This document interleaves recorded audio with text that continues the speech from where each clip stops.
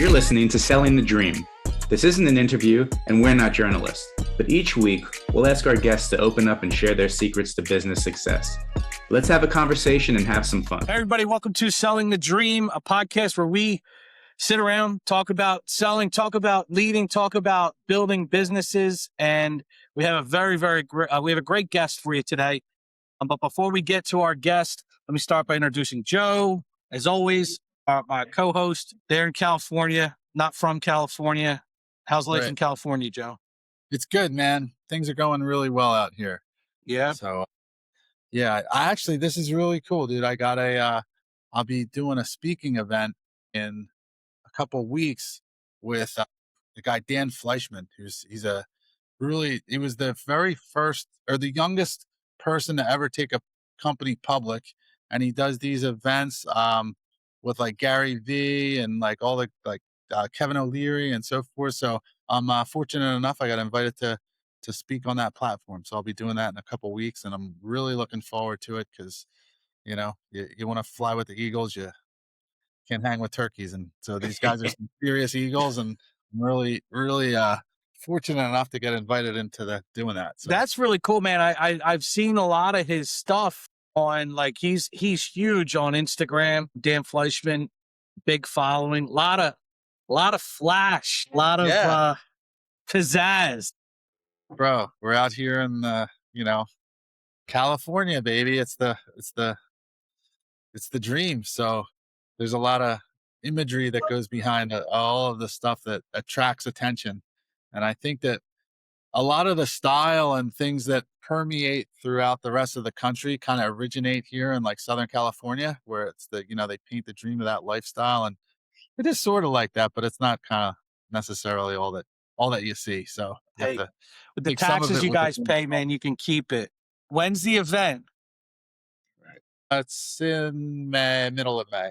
I think it's like May 12th or something like that. All right. Yeah, keep me posted on that. That's pretty I cool will. stuff. Yeah. I'm We have an excited. awesome guest today. I actually, I don't know if, I think I told Mike this once. I prospected Mike's office 20 years ago, maybe 18 years ago, back when, when I was going door to door, looking for real estate agents to connect with. And he's been on my radar ever since. And recently we've been reconnected through Ed Fordyce, and super excited. As soon as Ed told me that you guys were hanging out and talking to each other, I'm like, all right, you know what? I got him lined up for a podcast, and here we are, close to like 6 or 7 months later. We finally were able to get our schedules aligned. So Mike Sroka from Home Experts at EXP, thank you very much for joining us today. Oh, thank you guys for having me on. I appreciate it. Absolutely. So as a real estate business owner, I mean, we've had other real estate agents and real estate business owners on before. I always like to kind of begin with the backstory. Like, tell us a little bit about yourself, where you're from, your upbringing, and how, kind of how you transitioned into where you are today. Yeah, so born and raised here in the burbs of Philadelphia. So this is my home territory. Conshohocken, no less, though. And yes, the one and only. Center of the universe. It's become quite popular over the last decade or so. Yeah, but it's a hot place to live right now. It really is. The development, the things that are going on within the vicinity are really, really cool. I mean, just complete from when I was growing up, a complete 180. So it's kind of exciting to be a part of it, right? So that's kind of cool. But yeah, so basically, growing up here, went to Temple University. Go Owls. And took real estate as one of my courses. So I was fortunate enough that when I graduated, I didn't have to take real estate school. All my credits went, and I was able to sit for the test. And I was like, oh, is that something I want to do? Yeah. I saw people making a lot of money. My dad had an investment property here and there. So I kind of understood a little bit about real estate. But in between graduating and taking my test, I wanted to do some accounting work, right? So I got hired by this company. I'm not going to name it, but they manufacture baby clothes. They set me in this office, and it was me, one guy, and like 60 middle-aged women. And they're like, we'd like to offer you the job permanently. And I'm like, you know what? I don't think this is for me. Mike, I'll be honest. My first year at Penn State, I was an engineering major, and I looked around. I felt the same way for different reasons. I'm like, yeah, I don't think this is for me. You weren't even going to get to drive a train. Tell me about it, right? So yeah, so that was an interesting experience because I'm like, oh, accounting, I did some of that in college, but I'm like, yeah, me staring at a wall of numbers all day and not being in front of people was just not going to work for me.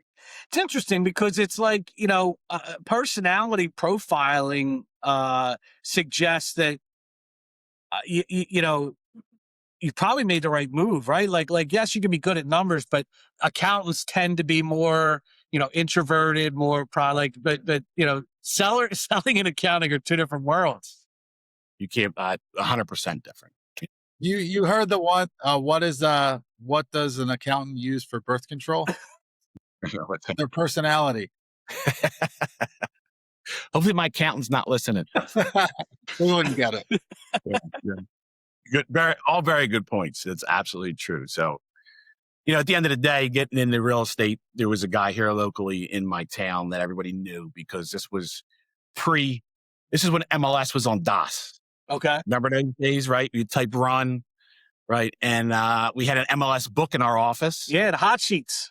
Yeah, hot sheets. And if you wanted to show a property, you had to call the office. I would answer the phone and I would say, which property do you want to show? Oh, hold on. I would put you on hold, call the owner and try to schedule the appointment, right? Then get back to the agent. Well, that doesn't work. And this was go on and on. And that was one of my first office gigs in real estate, was learning the back scene, how all that stuff worked. So when you say learning from the ground up, that was pretty much learning from the ground up. Yeah. Other ladies in my office that were successful gave me a disposable camera and they said, could you please take these pictures of a new listing for me? And I'm like, what? Is that something I really want to do? And my boss was like, just do it. It'll pay off in the long run, right? So wait, back then you were probably like, wow, what's a disposable camera? I'm like, just take pictures and throw it away? New edge technology. Whoa. Like on the street. It's very, very ground up for sure. Yeah. It was interesting to see how business was done then to fast forward to today. Man, it's just like night and day difference. It's crazy. What, so you're in the office. I mean, obviously now you're surrounded by real estate. Obviously your dad had some investment property, you said. But do you remember the moment you're like, you know what? Like a lot of times, and Joe can attest to this, a lot of times real estate or most jobs are like, dude, I can do that. Like, it's not like you have an aspiration necessarily to do it. It's like you have a revelation that like, wait a second, I see what they're doing. They're making good money and maybe that's the influence, but I can do that. Is that how it was for you? So I think I was in it for almost a year and I'm like, is this something I really want to do? I mean, I said, Gary was my first broker. He passed away, rest in peace. One of my great mentors, just an amazing guy. I said, Gary, who should I call? And he turned around, threw a phone book on my desk. He goes, there's plenty of numbers in there. And I'm like, wow, okay, this is how it's going to be. Needless to say, I didn't have a lot. I wasn't engaged like I should have been. I mean, go figure, right? I was 20 years old. So, the work ethic might not have been there because I'm like, well, how much dedication do I need? What's this? I didn't have a COI at that age. And the people in my COI were not buying or selling real estate. So I had a little bit of a rude awakening and I told my boss after maybe like 9 months, I'm going to go sell cars. Right. Probably the best decision I made because when I went there for 6 months, I realized there's no freaking way I'm doing that shit. The pressure sales and they'd be like, why the Monday meetings would be like going through my list of customers that came in and they would grill me. Why the fuck did this guy leave the lot without buying? Why did this guy leave the lot? I mean, it was just completely different. And I learned different sales techniques. So I went back to my boss and I'm like, I'm ready to go back again. And he's like, I knew you were going to come back. He goes, now that you're serious about this, I'm going to have you shadow me and we're going to start to do some really fun stuff. So my very first listing appointment, he goes, this guy named Bones is going to call and he's got a commercial property and next to it is a residential rental. So I'm like, all right. So the guy goes, I call him actually and I go, is this Mr. Bones? He's like, yeah, who the fuck is this? And I'm like, okay, this is Mike. I work for Gary, blah, blah, blah. I said, I'm going to prepare this paperwork for you. And I want to meet you in person to sign it because there's no DocuSign. Sure. And he goes, you know what a strip club is down on Hector Street? And I'm like, yeah. He goes, well, meet me there at 5:30. And I'm like, okay. So I knock on my boss's door. I'm like, Garrett, good news. I got an appointment with Mr. Bones. Bad news is I need a bunch of ones. Oh, yeah. Yeah. And then he goes, well, what's the...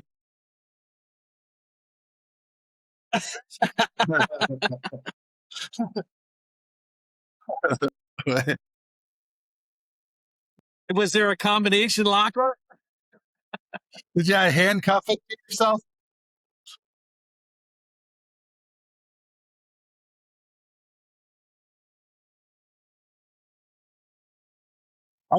I'm actually glad that the bad news wasn't the type of No.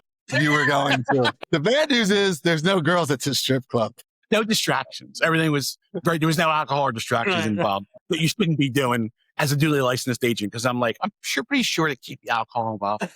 Anyway, long story short, that was my very first opportunity, and it kind of went from there. And it was a pretty cool experience. I can go back and laugh at it now, but you know, when you're in an environment where small town, so to speak, back then, and everybody knew everybody, there wasn't the formalities of having to dress in a suit and do all this other stuff. It was a lot of handshake stuff. And I learned the relationship side of the business, which is probably one of the most important things during that time.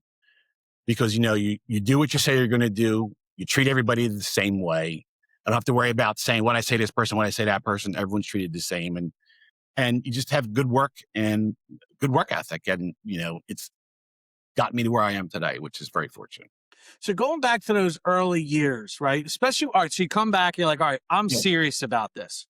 I'm assuming that you never had any troubles, you never had any issues, you just started making $1 million, right? What were some of the struggles that you faced early on? You know, that kind of that gave you the experience, the war scars. What were some of the things that you went through that almost everyone in the business has to go through? But what were some of your experiences, some of your challenges early on? Sure. I mean, youth. I mean, why would somebody trust a 20-year-old that no experience, right? When there's all these other agents that have, you know, 10, 15 years experience, right? So I realized I wasn't smarter than everybody, but I was sure as shit going to outwork everybody. You weren't going to say I was lazy or not do what I needed to do to get your property sold. Right. And I would parlay it and say, listen, look at all these other agents. They have all this business. They're not going to have time for you. I don't have a lot of business yet, but I'm going to do everything I can to get business. And I'm going to dedicate my time to help you sell your property. Right. And then I would leverage the listings on our company. Right. Because it wasn't just my name. It was leveraging that. And as I got on more appointments and started to understand things, I was able to overcome these objections. But I think the experience, the inexperience, and the youth were definitely against me early on in this because it was all relationships back then. You know, there was no internet. Well, there was internet. Just starting out. There was no social media. So you knew people because you knew people from school, from work, whatever it was. And that was your group. It's funny. So, you can't change how old you are, right? Me and Joe, remember, one of our early, I've known Joe for 28 years now, 30 years. One of our first jobs out of college was selling ads in a phone book. Yeah. And door to door, and same thing. That was high pressure. We had those pressure. Monday morning meetings, like for sure. Why don't you sell this? Where you at? Where's your call log? I loved it though. I love that pressure.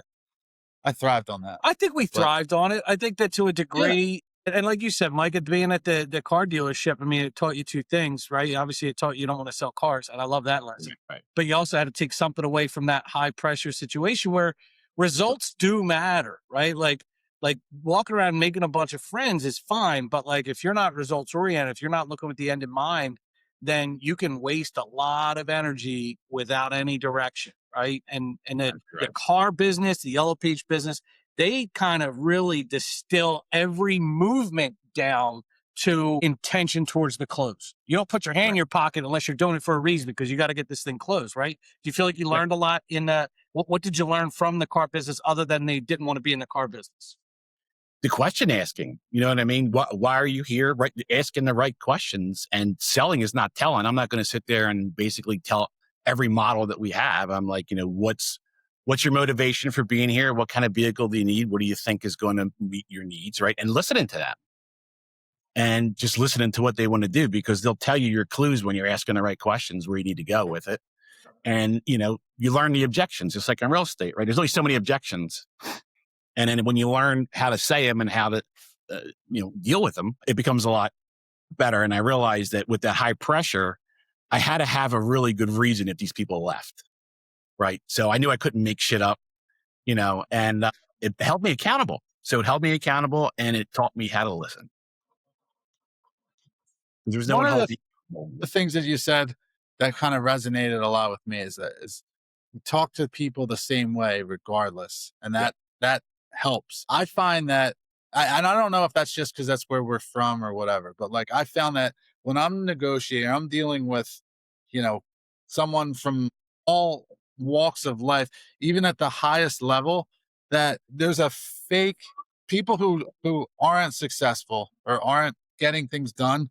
There's like almost like a fake professionalism that they try to put off, and it screws everything up. And if you're just like to the point, you just talk like we're talking right now, like you could be dealing with a billionaire and doing, multi-million-dollar deals, and they're not trying to be professional. They're probably the most unprofessional people I've ever dealt with in my life in terms of how we communicate. And I think that that's a huge thing that people miss when they get into the corporate world, or like that they just try to be so polished and it's forced and it becomes off as unauthentic. And, so that's a great piece that you shared, because, it's really, it's people talking to people, solving solutions. And, if you can just be your normal self, then it removes a lot of roadblocks. And getting back to what Kenny was saying about when we started with Yellow Book, and we had no business in the world telling these business owners for 30 years how they should spend their money. And we have all this stuff. And like, looking back, it was so ridiculous. But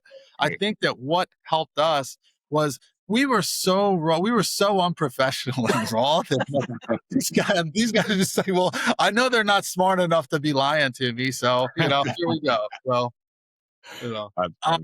Did you play sports growing up? Yeah. Baseball was my, How high did you go? High school? high school. Yeah. Did you have aspirations? Oh, here we go. See, I forgot, Joe. You were supposed to remind me every time. All right, before we go any further, you have a lie. A roadmap in front of you. Just stick to it. I know. I don't know why. I get so excited. I just jump. All right. Give me 3 facts. Okay. One of them is true. Excuse me. 2 of them are true. One of them's a lie. All right. What do you got? So I was a professional doorman at a nightclub down in Manayunk for a long time through college and after college because I got health benefits. Okay. Second one is I worked at a car dealership during high school part-time, and worked in a body shop, started detailing and worked my way up to be a professional painter doing custom paint jobs. Okay. On car. And the last one is in my country club, they have a big swim team. And there are a lot of people that have gone scholarships. So I started with them and I got a scholarship for Division I swim team. Okay. Yeah. Scholarship for Division I swim team. All right. It's a good parlay. It's a good parlay into what I was going to talk about anyway. That's pretty good. All right. So we'll figure out, by the time we're done, we'll try and figure out which one's the lie. Okay. So back to what Joe was talking about. I think you see it as an athlete, as a teammate, and they call it fake hustle, right? Mm-hmm. Like fake hustle is that kid on the team that, doesn't really have a passion for it, but like, it's just like, acting like he's hustling. You know what I mean? It's hard to like describe, but you know it when you see it. You know what I mean? Yeah. And I think it's the same thing in sales. Like if you're not authentic, and I wrote that word down from earlier, is that, you relied on your authenticity. If you're not authentic, man, people absolutely spot it. No matter how good of an actor you think you are, like they just spot it. And I think that those defense walls absolutely start to come up, and they prevent you from being able to hear, and they also prevent the person that you're talking to from being able to hear you. So you're like, oh, I hear this objection. Oh, I have the answer to this. And then you reply, but your reply is just falling on deaf ear because they've already stopped listening to you because they don't trust you and you're not authentic and you're not being yourself, and it shows, Exactly. So I think that and yes, in yellow page sales and car sales, especially when you have the reputation that car sales has, that yellow page, that door-to-door salesman have. We already walk in the door with a strike against us, Exactly. So you start working, you start acting like a tool. That's strike 2 and 3. Right. Yeah. They already have a vision of what you're going to do because of your profession. Oh, used car salesman. They're going to try to scam me out of that. Real estate, they're going to try to force me to do something and to make me sign some paperwork and blah, blah, blah, blah, blah. And that's a stigmatism that everybody has usually because that's what they know or they heard or whatever the situation is. So the authenticity, like you said, that's the difference maker, right? And if you treat everybody the same way, you don't ever have to worry about what you said to somebody because you say the same thing all the time. Yeah. I like that fake hustle because we all know those. We've all been on teams with kids that they're gonna run the fastest when the coach is watching, and they're gonna do everything everybody's watching, but they're slacking off. They run like this, like who's Yeah, but I found that people like in business, the difference between looking busy and being busy. A lot of times, somewhat like, I guess it's maybe like a comfort or coping mechanism, especially if you're an entrepreneur, that like you fill your day with these activities and you get done the day, you're like, oh, I worked so hard today. But if there's no intent to the direction of the activities that you're doing, you get nowhere. And so I know I've seen it, and maybe this with realtors and so forth, where you can go networking meetings because they're easy, chamber of commerce, whatever. And you go there and get hammered, not talk to anybody and be like, oh, I did all these networking. And like, if you're not there with the intent to what am I going to do and have an end goal, then you've just wasted that entire time. But in your mind, you're like, oh, I'm busy. So there's definitely, when you set out and you have a bit, especially if you're doing something on your own and you don't have Monday meetings that are holding you accountable, it's really difficult to not fall into that trap of looking busy as opposed to being busy. Well, just figure people get into real estate because they don't want a boss. They want to make their own hours. They want to do what they want to do, but then you can't make any money if you do that. True. So there's the catch-22. Well, I don't want to work for somebody because I want to do this, I want to do that, but then they don't make any money, and you realize at the end of the day, you still need that accountability, right? You still need somebody to teach you and mentor you, right? And that's so important. And you got to be open to it, right? You can't resist it and think that you know better and that's not going to work. And, not having an ego and just listening because you're going to learn something different every day. Every situation is a learning experience. But I agree. If you don't embrace that, like you said, and be authentic and don't be a fake hustle, right? Work half the time, right? Because you got to pay your dues. Like people think that they're going to come in real estate and they're going to make $10 million the first year. It doesn't work that way.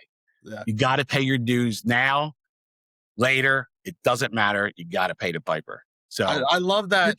Do it younger. I want to be my own boss. I'm like, I can have a boss, whatever. And like, you very quickly realize that when you go out on your own, you don't just have one, everyone becomes your boss. I have like, here's your boss. Like every client of mine is my boss. Like they can fire me tomorrow if I'm not doing my job and so forth. And every vendor is my boss because they don't have to work with me. And so there's so much accountability. And again, it like just goes back like, dude, like I have to communicate right. I have to be authentic. I have to make sure that everything is so. Yeah, it's not for the faint of heart, but the rewards, the payoffs are so great if you can kind of keep that all in mind when doing it. Absolutely. You Mike, you had met so one of the things I always tell the loan officers that I work with or even the agents, some of the newer agents that I work with, is that effort, productivity doesn't leave a residue. Right. Where effort leaves a residue. Like you can work really, really hard. How do you know you worked hard? Well, you could tell by how you feel if you worked hard. You tell if you were out lifting weights or if you're out working in the yard or you were out, cleaning out your garage. At the end of the day, you feel like tired. You feel like you put in the work, and that's all fine and good. But when you get to the end of the week, if you haven't tracked your activities, to Joe's point, the activities that matter, I can't remember which one of you guys said intention, the activities that matter, if you're not tracking those things, you get to the end of the week, you're relying on two things to determine if it was a good week or a bad week, right? A, how you feel, right? And B, your memory, right? Like, well, did you have a good week? Who'd you talk to? How many people did you talk to? How good were those conversations? How many were in our language? How many appointments did you set? How many applications or contracts were signed? Like, if you're not tracking the right things, at the end of the week, you might be tired, but you might be tired from doing all of the wrong things. The busy work that is so enticing because it's right there. I could just go do that instead of go do the hard thing. What do you do and how do you teach and work with your agents when it comes to tracking productivity or productive activities versus things that you could do but aren't moving the needle for you? Income producing activities. There we go. I love that. I love it. That should be your focus. And the way I've learned over the years, I've been trained by Mike Ferry, which is one of the top real estate coaches in the country. I've been on panels, you name it. And one thing I've learned is if you're going to move the needle forward with income producing activities, you got to time block for those things. Be very, very, very important. So if you do that and you get the hardest thing out of the way early, because everyone's got a prospect, you got to follow up. When you're in sales, you start every day at 0, right? So at the end of the day, if you're time blocking it, hey, in order to make this goal, I have to do this many calls, on this many appointments and do this much, and you reverse engineer it. And you always have to have that lead generation time built in there because that's what's going to move the needle forward. I can't tell you how many times, I got 2 deals on a contract, and then they just take off.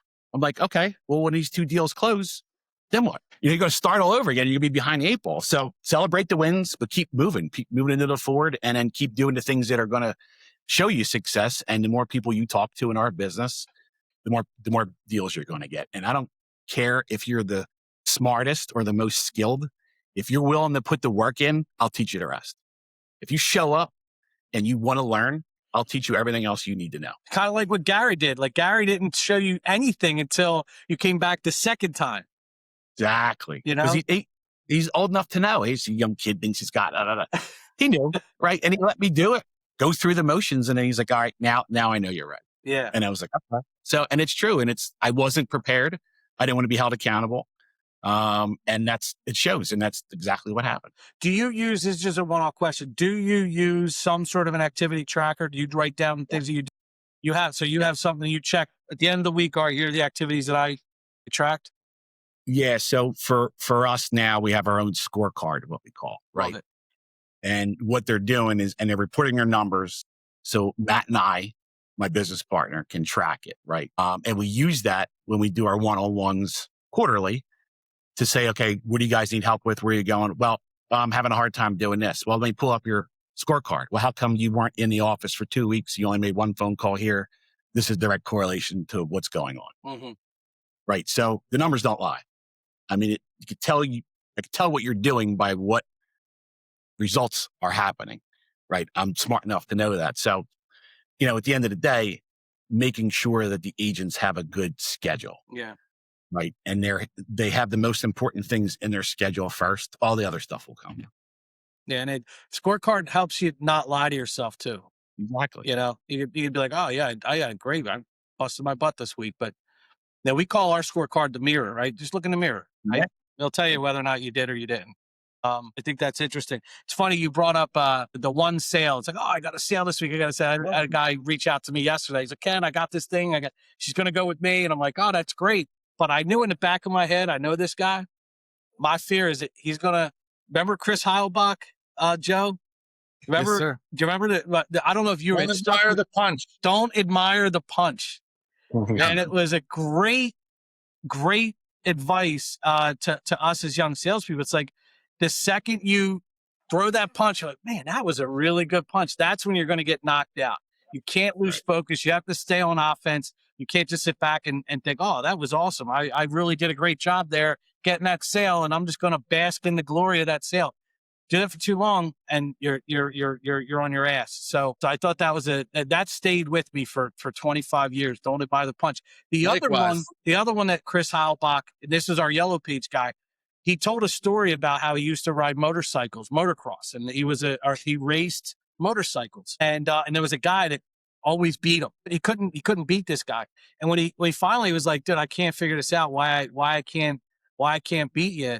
I don't know what it is. And the guy had a very simple answer. He said, you're not driving fast enough. Yeah. And like the simplicity in that answer is unreal, because it's like, you look at these salespeople like, I don't know why I'm not hitting my numbers. It's very simple, because you're not making enough calls. You're not driving fast enough. And until you get that out of your head, that you're driving, if you're doing enough to win. If you're doing enough to win, you would win. Right? Yeah. So, right. Shout out to Chris Heilbach. And you know what? I've talked the talk, because, my old real estate partner, when we first started our team, they didn't have teams. Everybody didn't know what a team was. They didn't understand. Yeah, you guys were early on that concept. Yeah. Like, I'm hiring you. Like, who's this person? Who's that person? And I'm like, well, they're the people that do this particular job all day, every day. You don't want me doing this because this is what this person does, right? But the reason why I'm saying this is because when we first started out, we did 100 transactions without a website or an online lead, just by picking up the phone and making phone calls and tracking our time. And I knew, this is cool. I knew we were dialed in so much with the appointment tracker from Mike Ferry's coaching team. I knew how many contacts I had to make to get an appointment, how many appointments I had to go on to get a listing signed, right? And how many dials. So we had it down to a science that every time I picked the phone up and I dialed a phone number, I made $5, whether the person told me to go F myself, didn't answer, hung up on me. Every single dial was $5 that I made, because that's how dialed in we were, knowing our numbers and what we had to do. And it's rare. Not everybody can get to that point, but we didn't have a lot of distractions because we were early on, and we just put our heads down and we worked. But the key there, though, is it's not that everybody can't get to that. Everyone's at that point. Not everybody understands or discovers what that number is, but that number exists for everybody. And so it's like what they say, if what's not measured cannot be improved. So I think that the failure of a lot of businesses and a lot of people doing anything is they don't have a system like that, and they just kind of throw caution to the wind, and eventually they'll uncover gold or not or whatever. But that's huge. It's there for everyone. It's underneath. You just have to incorporate it. And you got to measure. A lot of salespeople shy away from scorecards or accountability trackers because they're like, I don't want to be micromanaged. Well, all right, produce results or produce a scorecard, bro. One or the other. Or you're going to be doing something else for a job. Correct. Mm-hmm. So let's move over to building the business. Obviously very successful as a real estate agent. Dials, converting energy into paychecks. As you started building your business, talk me through how you built it. Who was your first hire and why? And what does the business structure look like today for, let's say, an agent that wants to build a team? Yeah, great question. Like I said, when we first started out, teams aren't really prevalent in real estate, because it was, you hired that person and that was it. And if somebody else was dealing with that client, they didn't understand what was going on because they hired you. They wanted you to do everything. So we got early on, we understood that if we wanted to scale and do a certain amount of business, we had to hire help, right? Because there's only so many hours in a day. And I think the numbers back then where you could do an agent before DocuSign and could do about 20 deals effectively. So once we hit that number, we're like, we got to hire an admin. And we had no idea what the hell we were doing. Didn't know. We just took resumes, posted something, took resumes, went through 4, right? We're like, okay, this person didn't know how to hire. But eventually that 4th person that we had was a total game changer. She took so much shit off our plate that was non-income producing activities that allowed me and my business partner to focus on closing the deals and not chasing down a deposit check. And why is the seller's disclosure not signed? And this isn't right in the MLS and all the other things that are important, but not income producing. Right. So once we got that first hire, we're like, okay, here she could put stuff in the MLS, right? She could schedule these appointments. She could do all this. And we started putting her through the Mike Ferry executive assistant training program back then, which she would get on a call, right? And it would tell her how to set appointments, what to do for the real estate agent and that stuff. So that was my very first hire. And then the second one was a transaction manager, because once the deal was under contract, right, the hard work, I mean, it's all hard work, right? But the hard work of me getting the deal closed was one thing. Then the contract to close is a whole nother ballgame, right? And so I found somebody that's still with me today, this many years, almost 15 years. Shout and I out. put Who her is up. it? Danielle. Her name is Danielle. That's all I said. You don't want to give out. You don't give out the last. She'll get recruiting calls. Danielle. She is. I put her up against anybody in the whole entire industry. But that was a great win, because that even freed more time up for us to be able to do stuff. You know, people were like, "We're not going to settlement. I represent the seller. Why would I go to settlement?" Well, everyone goes to settlement. Well, that's 3 hours of me sitting across the table from people I don't know, doing nothing and wasting half a day. I'm like, they're not really my friends. They don't want to see me, right? They hired me to do a job. Like, people think that every client has to be a friend of yours. You know, it's not always the case. You don't become friends with you don't hang out with your doctor or your lawyers usually, right? So you hired me to do a job, and that was how I did it.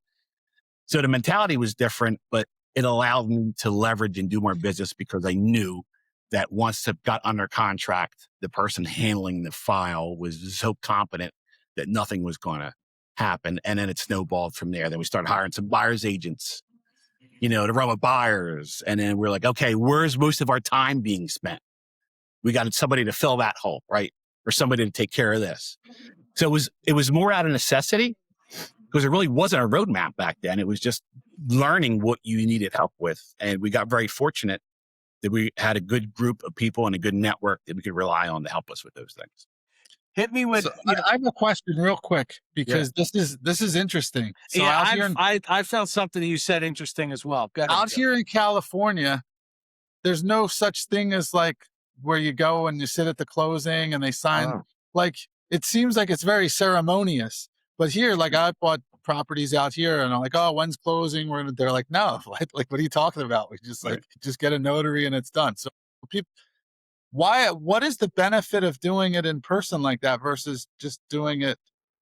Man, I was brought up that way, right? You went to every closing, buyer or seller. You sat there, you made sure all the paperwork was done correctly. You got your check handed to you, which I think probably half the reason why people went is because they collected that commission. You got to get that check. Yeah. Once you get that thing closed, I'm not leaving until I get that check. Or you'd have an issue, a walkthrough issue with settlement.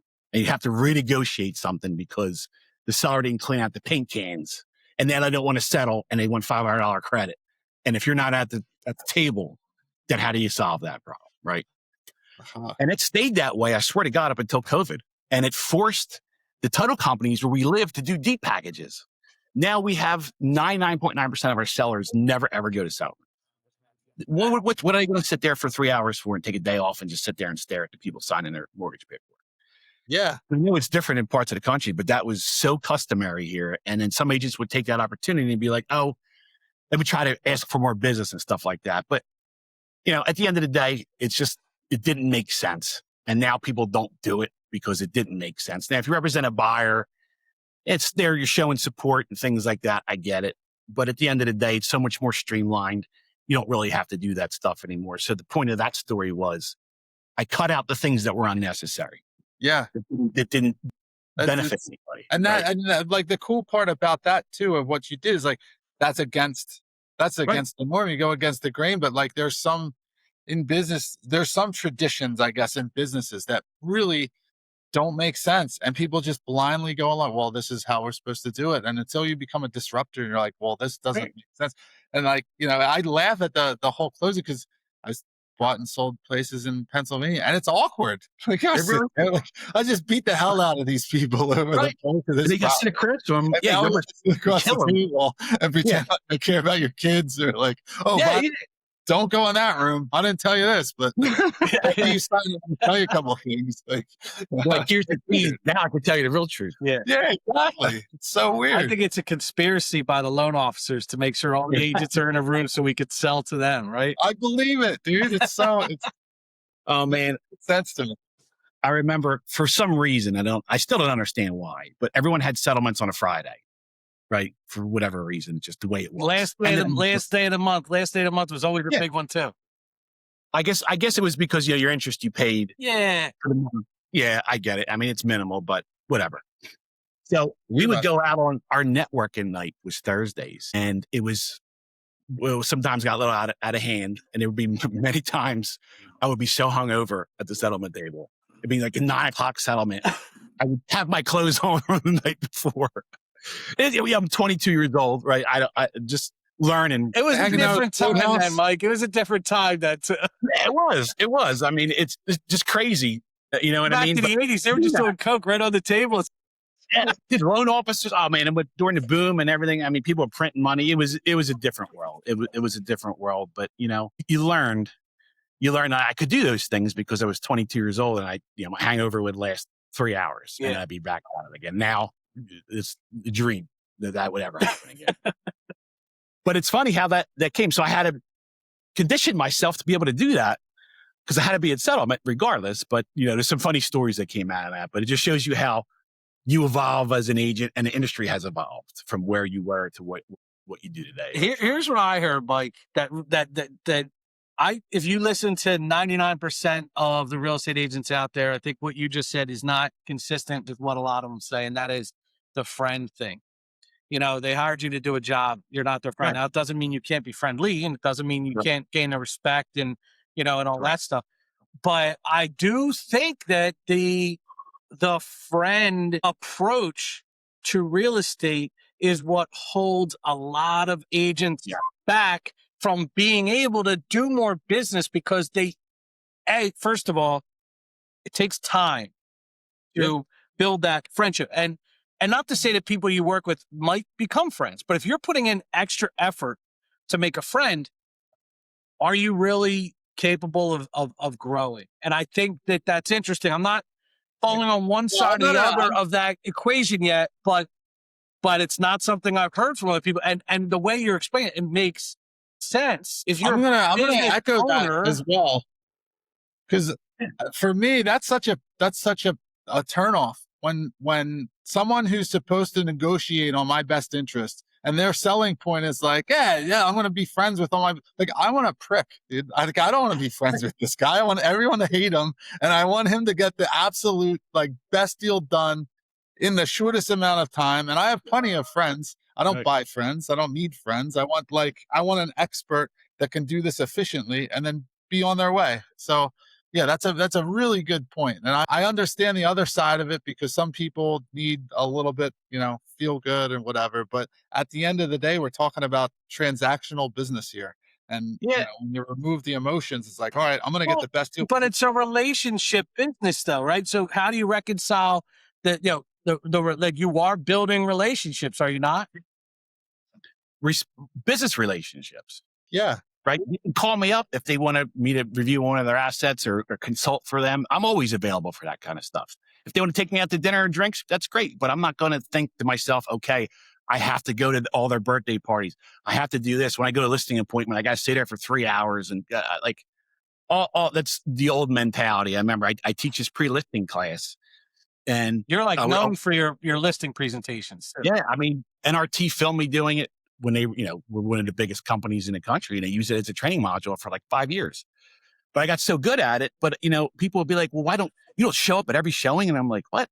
I call my seller every day. And I'm like, what? They don't want to hear from you. Why do you think that they want to hear from you every day? That's your mind thinking that, right? They have their own lives. They want to get their house sold and move on. They want to be friendly. Absolutely. But they don't want you up their ass. That's not necessarily being. I think that's an ego thing too. I think that's people trying to be self-important. They want to hear from me. Maybe some people do, but if I got news, I'm going to call you. I just need the stuff sold, man. I want the most money you got. Well, that's the difference between, I do a lot of expired listings, and the number one thing was the agent didn't communicate, right? So communication and being overly aggressive are completely different. They'd hear from me every week, whether I had good news or bad news, but I didn't call them every day. Yeah. Right. So that was a difference. I think people respected that. And I sent the expectations. Most important thing is on the listing appointment, I set all the expectations up front. Yeah. So there was no surprises. I went through how everything works. Do you have any questions? Sign this. This is how it's going to go. So there was no surprises. It's the expectation management is so critical. Even if you're better off saying, for sake of time, I'm not here to be your friend. I'm here to get your house sold. Here's what I'm going to do. And when I do it, the buyers are like, wow, he said what he was going to do. He did what he was going to do. And he did it either quicker or better than he said he was going to do it. That's a huge win over, hey, I'm going to do this. I'm going to do that. I'm going to be your friend. I'm going to come to your party. I'm going to throw a housewarming party. And then you don't do that because you're setting unrealistic goals, unrealistic expectations. An otherwise great transaction still kind of doesn't feel right. It still doesn't feel like a great transaction, even though it has all the hallmarks of a great transaction. If you mismanage expectations even a little bit, you really set a stage for a dissatisfied buyer or seller.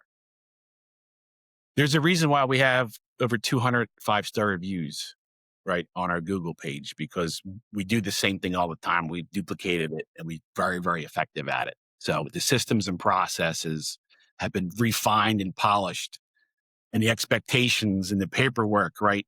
It's like a well-oiled machine. So I don't care who you talk to on my team, you're going to get the same information that you get from anybody else on the team. It's good stuff. Yeah. Easy. You're currently reading the book Traction. How do you like it? It's been a game changer. I'm not going to lie. I thought we had good systems in place. EOS has been a game changer for us. Entrepreneur operating systems, buy back your time, right? Traction, they're basically one and the same. How to be effective with leveraging, the vision, there you go. See, right there. That should be the Bible for entrepreneurs that are in sales. I just finished it the other day. It's cool, right? Good book. Very good book. Yeah.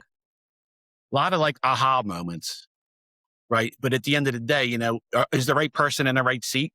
You might have somebody that is awesome on your team, but they're not doing the right job, right? So you're making sure that your level 10 meetings where you're not sitting there.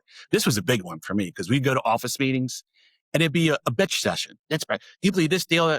That's not a productive meeting, right? Just bitching and complaining and being negative and all that kind of stuff. So this teaches you how to run a very effective level 10 meeting, and you have your scorecard metrics.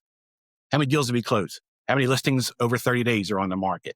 How many contracts did we sign? You're going through these metrics and you're pushing the needle forward. And the most important thing is everybody's on the same page going towards the same goal, right? So the fact that we do that and how we run our meetings and how effective it's become has been an absolute game changer. And it's an awesome, awesome thing. And we have an EOS implementer that comes in where we take a whole day off site and we just go through. Oh, you guys are diving deep into this. It's cool, man. It's so important to have everybody on the same page. You didn't know, even though everyone wants to do the same thing, their thought process is different. So it gets people thinking and working in the same direction. So if anybody's listening out there that's thinking about it, I highly recommend it.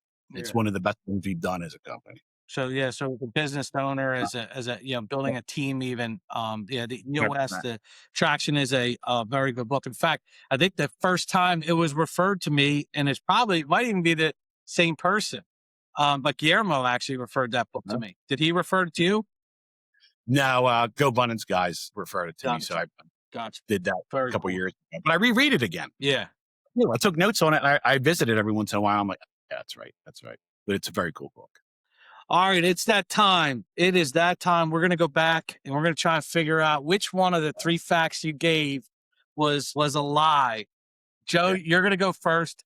Joe, I think our last guest, you were right, but you had a slump. Not a rough run. You had a rough run. You were going through a slump. So the devils were in the details of a lot of them. Yeah, let's see if this one kind of keeps your hitting streak alive. All right. So we have professional doorman at a nightclub in Philly. Manayunk. A car dealership. Now you worked at a car dealership at high school, but then you said body shop and you became pretty good at it, and you were doing custom paint jobs in high school. And you also had a D1 scholarship for swimming. Buried the lead on that when he said my country club. because apparently he grew up at a country club. No, I didn't grow up that, but yeah. Was that fortunate as a young Yeah, those terms get thrown around because there's a yacht club in Essington, right? Yeah. Yeah, there is. There is. That is true. All right, Joe, which one of those is the lie? So I spent a lot of time in Manioc at the bars, and he looks familiar. So I think that one's true. Pretty sure that one's true. He might have actually thrown me out of a couple of bars in my day. So I was probably doing something dumb though. Definitely touched on the car thing and his share. So I believe that to be true. But probably the biggest thing is that went to Temple University, and I happen to know that Temple University does not have a Division I swim team. They're merely a club. So although he might be a really good swimmer at his country club, he did not swim Division I swimming at Temple University because it does not exist. I agree. That's what I was going to go with, Mike. Which one's the lie? You are absolutely correct. No D1 swimming for me. I'm 6'3", 240. Me and that wouldn't be any faster running than I would be swimming, either, vice versa. I think at Temple they don't even have a pool; they just open the fire valve. Well, I'll do one up on you. I went to Temple Ambler. I didn't even go down in the city. All right. So that's like the satellite little farm school. Ugh. Yeah, So- they got the one in Center City now too. They got like the other satellite school. Yeah. That's really good. But you played baseball. You were doing custom paint jobs at high school? So I worked as a detailer, and then I started working my way up. And I got a niche for doing in a body shop, and it's kind of cool. So they started teaching me how to do repair work. A lot of insurance claims would come in, like, hey, we need this bumper painted, we need this painted. And then I would start learning an apprenticeship and taking over for the painter that was there. And then he was on leave for a while, and they're like, we need you to take over. And I'm still in high school. And next thing you know, I was going there on the weekends with my buddies' cars, doing paint jobs on their race cars and all kind of fun stuff like that, and doing paint jobs on my cars. And I got to learn the skill pretty well. And then Nice. I realized what I was making was like $13 an hour before taxes. But or you whatever. loved it though. I loved it, but I'm like, yeah, this probably isn't going to be for me. So, because I was going to do that. Actually, I did that. I didn't go to school right away. I took off 6 months. And that's what I did when I graduated high school. And then now I'm going back to And I love the which bar was it? the river deck. The River Deck. Definitely, you right. definitely threw Joe go. out. Man, Dude, I still, to this day, I'm 47 years old. To this day, people come up to me all the time, like, used to work down at River Deck, didn't you? I cannot, and my friends laugh at me all the time. They make fun of me so much. They're like, you get your claim to fame. And I was there for a couple of years, and it was great. I only worked like 2 nights, but I would work my way through college. But they had benefits. Like, where would you get benefits? Health insurance. So I was like, I got it. we're all the same age. I'll be 47 in August. So yeah, that was right around. I used to go there, Grape Street, the Grape whole. Street. Yeah. Yeah. I was 47 2 days ago. Oh, Yeah. happy belated. Welcome to the club. Joe, you didn't you work the door at the Rathskeller? At Penn State. Yeah. There you That go. place was I was like the bar and Roadhouse, man. That's where the counties would come in to mess up the college kids. Oh, It was- yeah. That was a fun job. That was a fun job. Customer service, man. You learn how to deal with people early on. Yeah. Negotiating skills are very important with drunk people That's that where want we to fight. negotiate skills. That's Absolutely. great. Well, Mike, thanks for Yeah. joining us today, man. I really did appreciate. I really did enjoy it, and I appreciate it. I love these conversations, especially when, like, I'm asking these questions from a place of true curiosity. To learn from people, and you've been doing the work for 20 years. And you're nothing you've done is by accident. You operate with a lot of intention. And I hope that the people listening, especially the younger real estate agents, and younger business owners, pulled something out of it. So thank you. And hopefully you'll be willing to join us again. Absolutely. It'll enjoy be it. tougher next time to come up with a lie, but we still have a good conversation. Figure something out. Thank you I very appreciate- much, Mike. Thank you.